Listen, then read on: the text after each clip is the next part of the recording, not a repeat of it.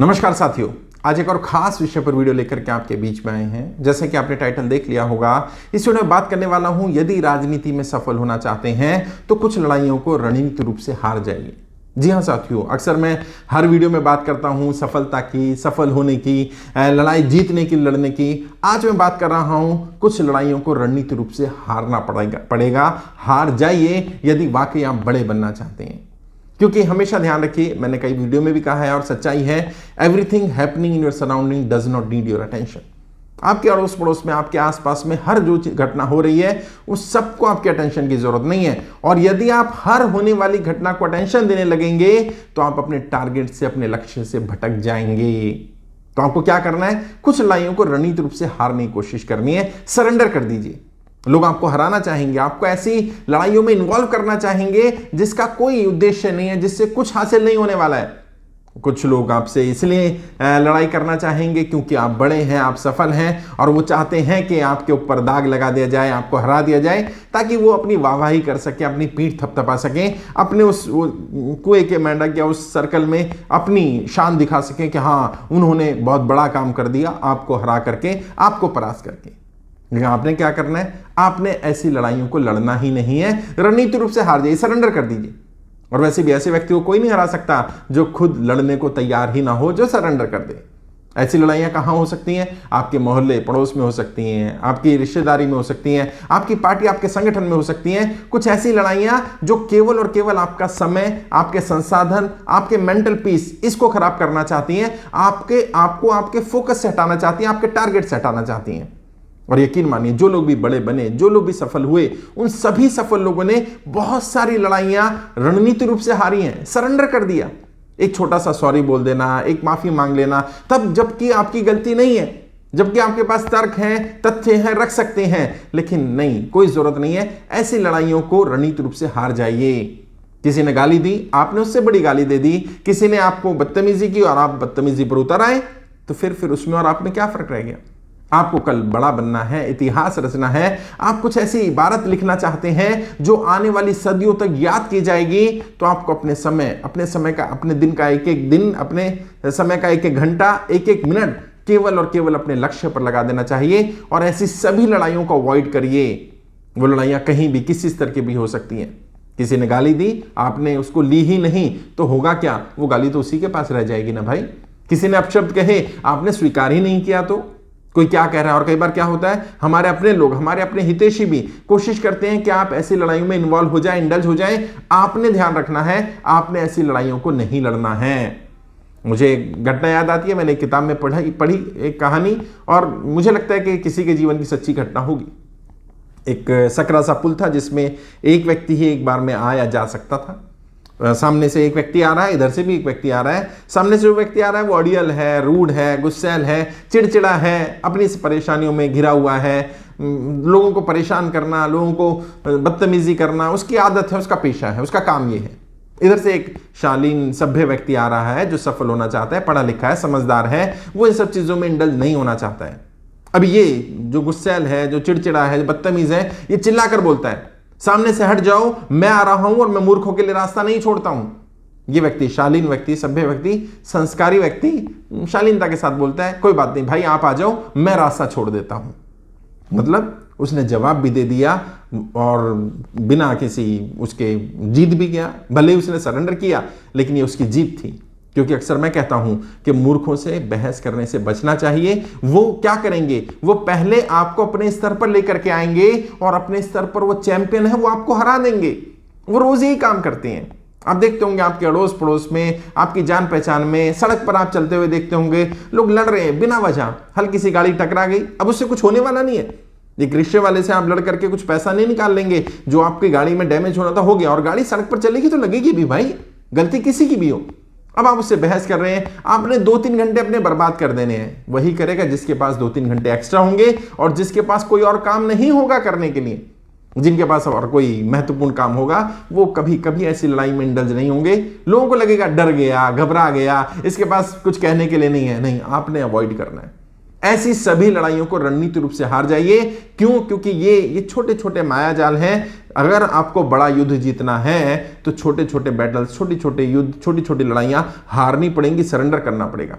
और वैसे भी हर फ्रंट पर नहीं लड़ पाओगे, अपने फैमिली के फ्रंट पर नहीं लड़ पाओगे, अपने फ्रेंड्स के फ्रंट पर भी लड़ रहे हो, पार्टी के फ्रंट पर भी लड़ रहे हो, संगठन के फ्रंट पर भी लड़ रहे हो, इंटरनल फाइट भी हो रही है, एक्सटर्नल विरोधी से भी लड़ रहे हो, इतनी सारी लड़ाई नहीं लड़ पाओगे भाई। तो कुछ लड़ाइयां सरेंडर कर दो। और कई बार अवॉइड कर देना, सरेंडर कर देना ज्यादा हेल्पफुल होता है। भले ही लोगों को लग रहा होता है कि आप हार गए, आपने सरेंडर कर दिया, शायद आपके पास कुछ बात कहने के लिए नहीं थी, शायद आप पे हिम्मत नहीं है, लोगों को लग सकता है कि आप डरपोक हैं, आप पीछे हट रहे हैं, आप सरेंडर कर रहे हैं। लेकिन आपको पता होना चाहिए आप रणनीतिक रूप से काम कर रहे हैं। मैं जीवन में बहुत सारी ऐसी लड़ाइयां अवॉइड करता हूं, और मैं ये जानता हूं क्योंकि जो लोग बड़े बनते हैं, जो लोग बड़े बने हैं, वो ऐसी बहुत सारी लड़ाइयां उनके सामने भी आई, उनको ऑफर की गई, और वो जानते थे कि उनके पास तर्क था, वो जानते थे उनके पास लॉजिक है, वो जानते थे कि उनकी वाक शक्ति ऐसी है, उनके लॉजिक, उनके तर्क ऐसे हैं कि सामने वाले को परास्त कर सकते हैं। लेकिन उन्होंने उस लड़ाई को हारना स्वीकार किया, सरेंडर करना स्वीकार किया, लड़ना स्वीकार नहीं किया। क्योंकि आप किस स्तर की लड़ाइयां लड़ते हैं, इससे भी आपका स्तर तय होता है। आपका मानसिक स्तर उसी लेवल का बन जाता है जिस लेवल की आप लड़ाई लड़ रहे होते हैं, क्योंकि आपको उसी लेवल की रणनीति बनानी है, आप उसी लेवल पर पहुंच जाएंगे। और कई बार तो सामने वाले का मानसिक स्तर इतना नीचा होता है कि आप उसके लेवल पर पहुंच ही नहीं सकते हैं। तो बेहतर क्या होगा, ऐसी लड़ाइयों को अवॉइड किया जाए। हाँ, अगर आपके पास कोई बड़ा लक्ष्य नहीं है, कुछ बड़ा करने के लिए नहीं है, आपके पास समय बहुत ज्यादा है, आपने सफल नहीं होना है, तो इंडल्ज होते रहिए ऐसी लड़ाइयों में। मैं रिकमेंड नहीं करता, मैं अपने किसी भी स्टूडेंट को रिकमेंड नहीं करता कि अपने स्तर से, अपने मानसिक स्तर से निचले स्तर की लड़ाई को लड़ा जाए। ऐसी लड़ाइयों को लड़ने के लिए आपको रणनीतिक रूप से हारना है, और रणनीतिक रूप से हारने के लिए एक तो मैंने बता दिया तरीका, अवॉइड करिए। अवॉइड ना कर सके तो आपके पास बहुत सारे ऐसे लोग ऐसी उस लेवल के होंगे जो ये काम करते हैं। बड़े नेता उनको इंडल्ज करके रखते हैं, वो उस लड़ाई को लड़ते रहते हैं अपने लेवल पर। ये बड़े लोग नहीं इसमें इन्वॉल्व होते, क्योंकि उन्हें पता है उनका समय, उनके संसाधन बहुत उपयोगी हैं, बहुत महत्वपूर्ण हैं, और उन्हें जो बड़ी लड़ाई लड़नी है उसमें वो संसाधन यूजफुल होंगे, तो उन संसाधनों को बर्बाद ना किया जाए। चाहे आपका 1 घंटा ही लग रहा हो, चाहे आपका कुछ मिनट का समय जा रहा हो, लेकिन जा तो रहा है, अवॉइड करिए।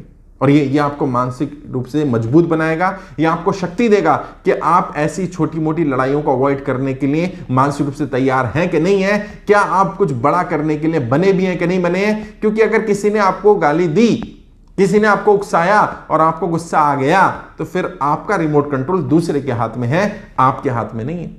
और जब रिमोट कंट्रोल दूसरे के हाथ में है तो आपकी सफलता की संभावना बहुत कम होगी, क्योंकि जो लोग सफल हुए, जो लोग बड़े बने, उन सब का रिमोट कंट्रोल उनके अपने हाथ में था। आप अपने हाथ में अपना रिमोट कंट्रोल रखिए। कोई आपको तब तक गुस्सा नहीं दिला सकता है जब तक आप ना चाहें। कोई आपको तब तक किसी भी काम को करने के लिए मजबूर नहीं कर सकता, किसी भी लड़ाई में तब तक नहीं उतार सकता जब तक आप ना चाहें। और यदि रणनीतिक रूप से कुछ छोटी छोटी लड़ाइयों को हारेंगे, तो उसमें जो समय बचेगा, जो संसाधनों का यूज होने से, दुरुपयोग होने से बचेगा, वो आपको बड़ी लड़ाई में काम आएगा। और युद्ध में तो ऐसा ही होता है। जब आप राजनीति में है तो राजनीति एक बड़ा युद्ध है, इसमें एक एक संसाधन उपयोगी है। तो मैंने कोशिश की बताने की, जैसे हर बार बताता हूं सफलता के बारे में, आज मैंने बताया कि कहां हार जाना जरूरी है, कहां सरेंडर कर देना जरूरी है। क्योंकि ऐसी लड़ाइयों को लड़ने से कोई फायदा नहीं है, क्योंकि यदि आप जीत भी गए तो भी आप हारे हुए माने जाएंगे, और अगर आप हार भी गए, रणनीतिक रूप से आपने सरेंडर कर भी दिया, तो भी जीत आपकी ही होगी। इतिहास आपको ही याद रखेगा, क्योंकि इतिहास ऐसे लोगों को कभी याद नहीं रखता जो छोटी छोटी लड़ाई में अपना समय, अपने संसाधनों का दुरुपयोग कर रहे हैं, अपनी पावर, अपनी शक्ति का दुरुपयोग कर रहे हैं, मिसयूज कर रहे हैं, जिसका कोई लाभ होने वाला नहीं है, जो उन्हें उनके लक्ष्य तक नहीं पहुंचा सकती। आप खुद समझदार हैं, आप तय करिए किस लड़ाई में लड़ना है, किस में पार्टिसिपेट करना है, किस में नहीं करना है। बट छोटी छोटी लड़ाइयों को अवॉइड करिए, अड़ोस पड़ोस की लड़ाइयों को, अपनी फैमिली की लड़ाइयों को, अपने भाइयों से, अपने रिश्तेदारों से, अपनी पार्टी संगठन के इंटरनल लड़ाइयां जिनसे आप नहीं लड़ना चाहते हैं। लोग चाहेंगे आपसे लड़ना, लोग चाहेंगे कि आप इन्वॉल्व हो जाएं, लोग चाहेंगे कि आप उस स्तर पर पहुंच जाएं, लेकिन आपने ध्यान रखना है केवल वो अर्जुन की तरह, केवल चिड़िया की आंख, केवल वो मछली की आंख, और कुछ भी नहीं। आपका टारगेट 100% हमेशा आपकी आंखों में होना चाहिए, और हर वो चीज जो आपको आपके टारगेट से हटाती है, आपने उसे अवॉइड करना है, उन लड़ाइयों को छोड़ना है, हारना है, रणनीतिक रूप से सरेंडर कर देना है।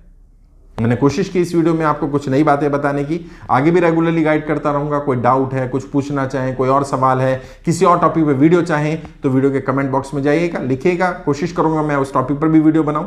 कोई और सवाल है मुझसे पूछना चाहें तो कमेंट बॉक्स में सवाल लिख सकते हैं, मैं कोशिश करूंगा आपके सवालों के जवाब दूं। ट्रेनिंग लेना चाहें तो हमारी वेबसाइट है www.iplindia.org, वहां जाकर के आप ऑनलाइन ट्रेनिंग ले सकते हैं। यूट्यूब के माध्यम से ट्रेनिंग लेना चाहें तो आप देखिएगा फेसबुक यूट्यूब पर सबसे अच्छा ज्वाइन बटन है ब्लू कलर का, यहां क्लिक करेंगे तो यहां से आपको बहुत सारी ऑप्शंस मिल जाएंगी, जिस भी लेवल की ट्रेनिंग आप लेना चाहें वहां से ले सकते हैं। अगर फेसबुक पर सुन रहे हैं तो फेसबुक पर भी मुझसे कांटेक्ट कर सकते हैं, वीडियो के डिस्क्रिप्शन में मेरा फोन नंबर आ जाएगा। यूट्यूब पर सुन रहे हैं तो वहां भी डिस्क्रिप्शन नंबर मिल जाएगा। 2, 4, 5, 10 मिनट बात करनी हो, किसी भी विषय पर बात कर सकते हैं, मैं कोशिश करूंगा आपको गाइड करूं। आज के लिए इतना ही, आगे किसी और विषय पर बात करेंगे। आपके उज्जवल राजनीतिक भविष्य के लिए हार्दिक शुभकामनाएं। जय हिंद, जय भारत।